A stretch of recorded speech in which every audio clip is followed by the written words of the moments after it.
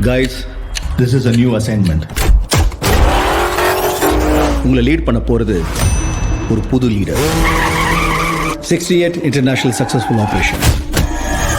Hostage negotiator, field agent, spy. In short, he is a goat of SATS.